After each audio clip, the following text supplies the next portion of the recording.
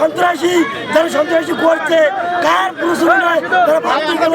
আমরা এর সুষ্ঠু বিচার চাই, অন্যথায় সারা বাংলাদেশ অচল করে দেওয়া হবে।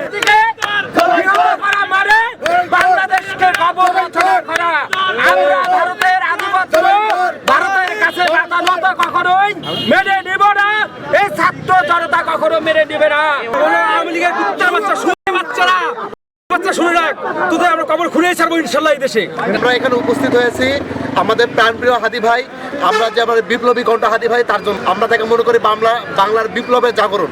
আমরা মনে করি এই বাংলার জমিনে এখনো যারা ভারতের আধিপত্য এবং যত লীগ আছে সব সিঁড়ি ফেলতে হবে। আমরা জানি বিগত কয়েকদিন আগে আমাদের তরুণ প্রজন্মের নেতা শরীফ ওসমান হাদি ভাই ইনকিলাব মঞ্চের মুখপাত্র আওয়ামী সন্ত্রাস ও ভারতের ষড়যন্ত্রের শিকার হয়েছে এবং তিনি গুলিবিদ্ধ হন। আজকে কয়েকদিন আগে সরকারের উদ্যোগে আমাদের হাদি ভাইকে সিঙ্গাপুরে পাঠানো হয়, তারপরে সে ওখানে ইন্তেকাল করেন।